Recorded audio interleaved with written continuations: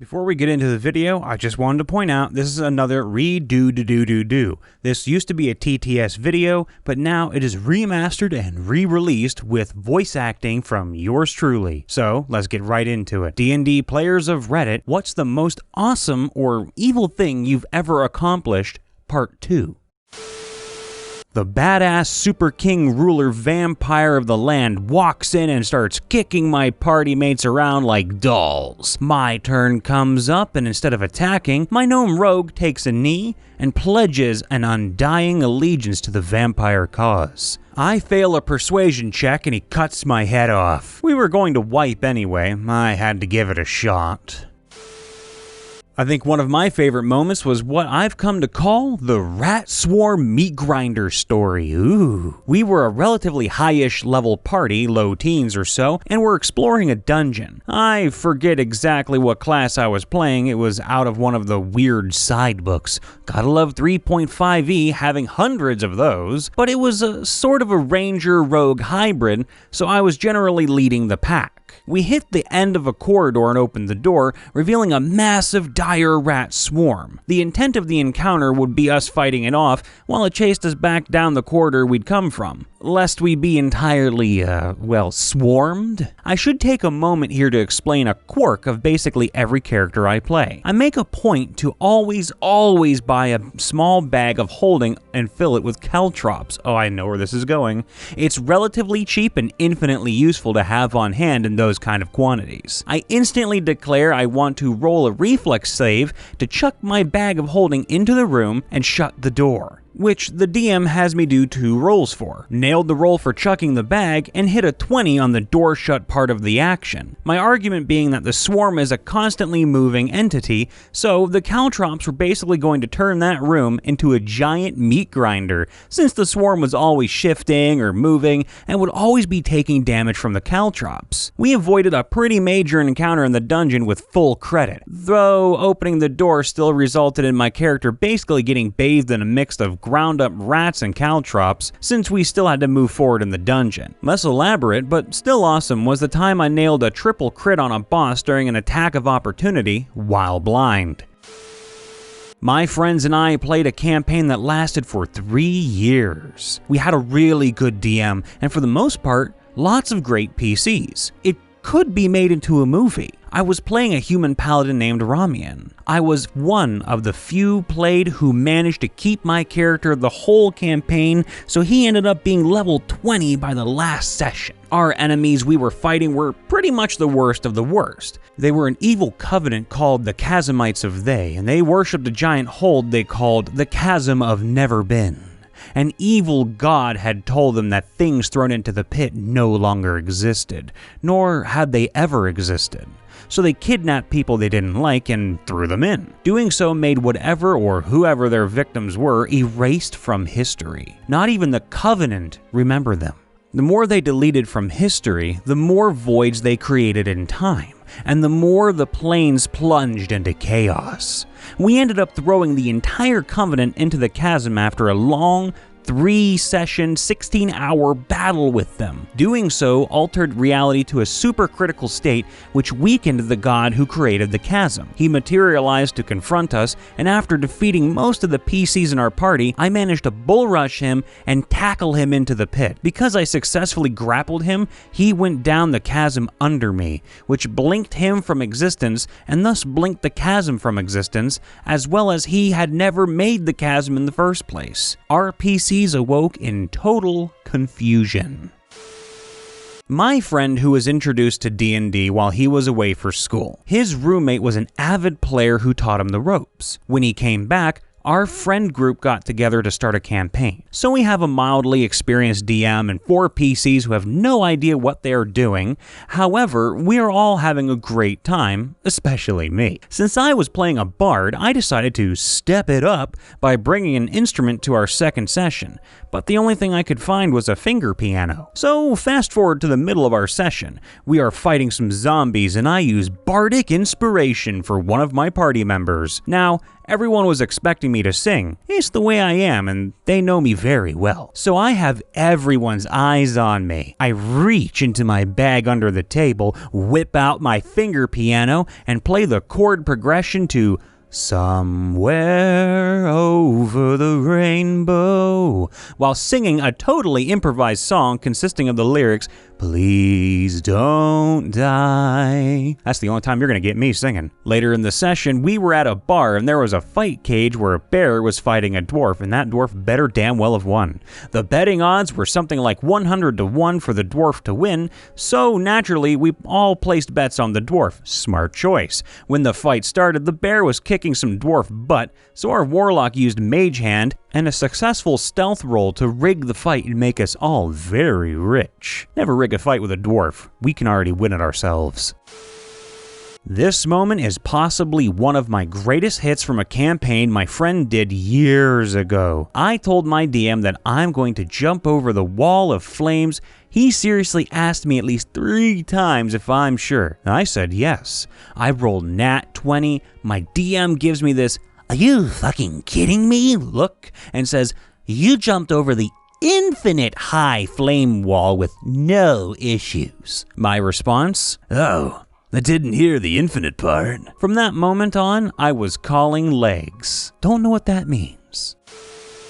Pathfinder player here, we need more of you and you're after my own heart. We were in a mythic campaign, Wrath of the Righteous.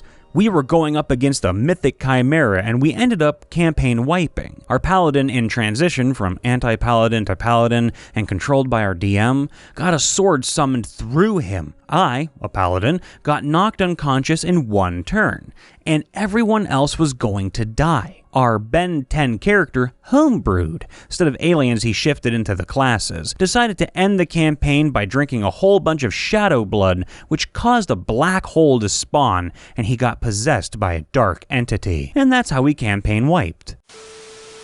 I'm part of a live improvised D&D stage show in Milwaukee. Not a traditional D&D campaign, but close enough. Each show is its own story. Audience chooses names, classes, etc. for each improviser, as well as a location and a villain. Our GM and host and I split NPC duties, and he narrates/guides while I improvise background music on my keyboard. So, this particular show, the audience designates one of our players as a cleric who serves a thunder god. The plot gets to a point where the party is defending a small village against a horde of oncoming enemies who are due to arrive the next day. So our GM gives everyone a chance to do a training/prep montage, sharpening weapons, preparing potions, etc. Our thunder cleric decides to go to a cliff on a nearby mountain and commune with his god. Our GM sets him up. "What is your prayer?" Now, normally I keep the music atmospheric, slow and creepy for suspense, fast-paced battle music,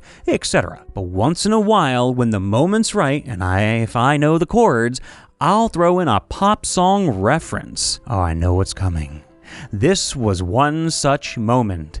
As the player begins his prayer, I softly begin to play the opening riff of AC/DC's Thunderstruck.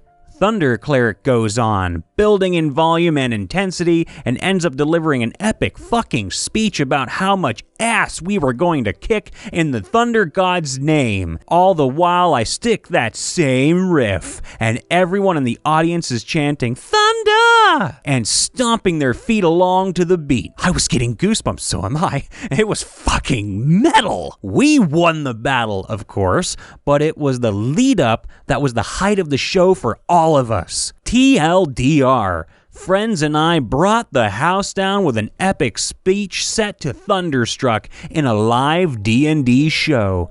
Damn, I gotta go to Milwaukee.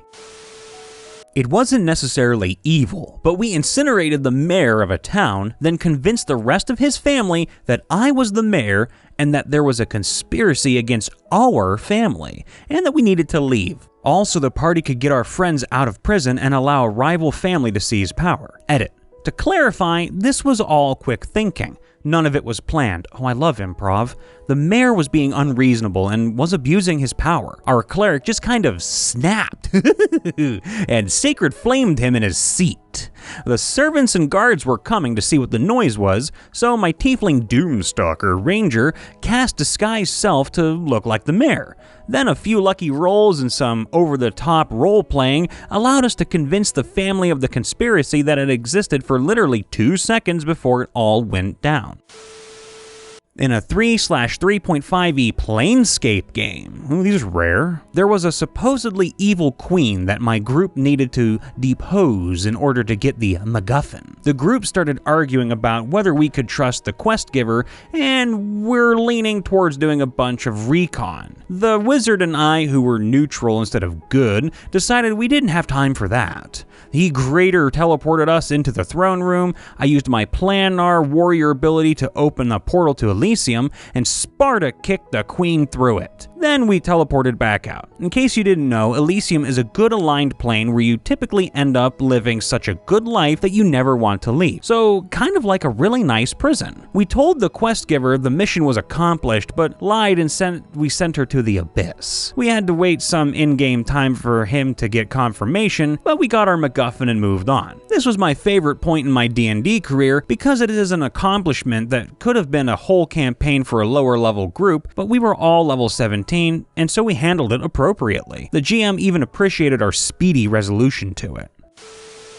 My character became part of the cult of the Dreamer. Prayed to and gave the dreamer all my dreams. Found the Chain of Hope, which was a sentient artifact that the dreamer created fully bonded with the chain, which allowed me to dream, wherein I was able to speak to the entity in the chain and the dreamer. Eventually freed the dreamer, though it did cause a tidal wave wherein I killed thousands of people in their city, and finally left the planet with the dreamer as it was a spell jammer. Side note. That was just my story arc. Each of the players got a pretty awesome story arc, and we ended the campaign in a natural way in-game after a year and a half of playing 2 hours every week. Several of us shed tears when we ended. Our next campaign with that same amazing DM started last Saturday, and the session was intense with the dice trying to kill us. Seriously, way more intense than the DM intended. Oh man, the list is in, Legion. I've been at this a while. The most recent thing would have to be a petal dragon fire adept. For reference, a petal is a 10-inch tall fairy/pixie thing. That's basically a flower. Flower wings, blossom for hair. It's a tiny flower fae. It looks exactly as harmless as you'd imagine, and their reputation in lore is just as cute. It's a non-combat encounter unless your party is full of giant jerks. You can play as one. I decided I wanted to because my previous character was an orc warlord. Like the orkiest orc to ever orc. Orc. Multi-class barbarian, orc paragon, orc warlord, war chief, legendary commander. Assemble the motherfucking horde. Yeah, Thrall, go for it. So this tiny little flower thing is pretty much the opposite of that in all ways. It comes with massive racial bonuses to charisma, so I'm trying to decide what class to pair with this thing. I don't want to do sorcerer because I've got one already. At first I thought druid. My animal companion could be a giant bee. Then I ride into combat, grab a lance and some mounted combat feats, and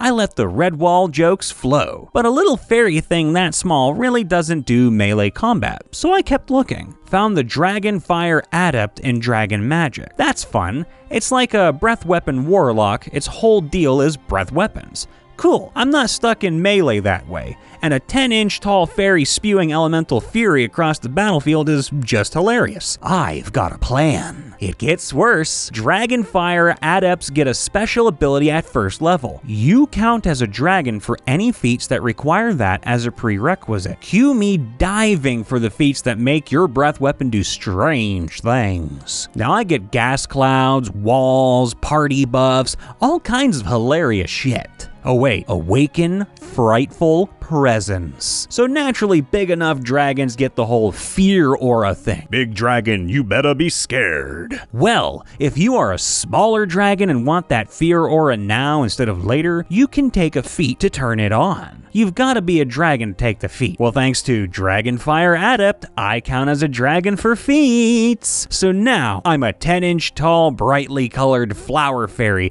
who flies around spewing elemental fury across the battlefield. And when I fly overhead, it inspires terror in my enemies. Like, make a will save. Fear. My DM actually spit out a little bit of his drink when I sprang the idea on him. This is gonna be hilarious. The only thing left to figure out is personality. Now, I can't decide if I should stick with the childlike innocence thing they do racially, or make it an abrasive jerk to really drive home the ridiculousness. Hey, back off, you miserable gobshite! Fire breath coming from a tiny flower man is pretty funny. On the other hand, scolding the goblin warband for being naughty before melting them with a cloud of acid is also really funny. Back off, you miserable gobshite! I could have done that voice too, but I chose not. Hey everyone, Brian here. Here's hoping you enjoyed today's vid. And if you did, make sure to leave a like, and if you're new here, drop a subscribe using your bonus action. And ring the bell too, as YouTube never seems to notify anyone of anything anymore. And to keep update on all of our dealings and happenings, be sure to join our respective Discords, follow both Ripper and myself on Twitter, and check out r/Mr. Ripper too. Everything can be found in the description below. We primarily want to focus our storytelling through r/Mr. Ripper and our comments here per video, so it would be really great if you could check us out on both areas and leave us all the stories you want on the sub, either in your own thread or one that already exists. And also, be sure to get energized with our little itty-bitty coffee sponsor, Adventurers Coffee Company. You get 10% off each purchase if you use the code Mr. Ripper at checkout. And trust me, they deliver fast bags of beans or grinds, and man do they taste great. Try out their Dungeons and Dark Roast especially. It's smoky and great with breakfast. That business talk out of the way, how are y'all doing? Everyone still doing okay out there? I hope so anyway, as I know this world is simply revving up the nuttiness and craziness to new levels lately. Believe me, I've taken several breaks from Twitter just to keep my mental health in check because of all this stuff going around. So in that regard, I want each and every one of you to look after yourself, and especially your own mental health and the mental health of others around you. Take a break each day from the internet and try reading your favorite book, or maybe just doing a chapter a day, or even a little bit of your favorite comic series if you prefer. Anything to stay away from the screens, TVs, phones, computers, just for a little bit so you can recover and recuperate a little. Heck, share what you like in the comments below, too. Tell me about what kind of nerdy books or comics you're into, or what kind of hobbies you like, even if it's stuff like yoga, or reading DC or Marvel or Dark Horse comics, or even if you love Lord of the Rings or Harry Potter. Whatever you like, share your love for nerdy stuff here, because positivity, it comes in many forms, you know? And sharing out your inner nerd is just one more way to stay connected with all of us here. So go ahead and give it a share, because none of us are going to judge. Now stay safe out there. We'll see you next time. All the love from me to you, ladies and gentlemen. See you next time. Bye for now.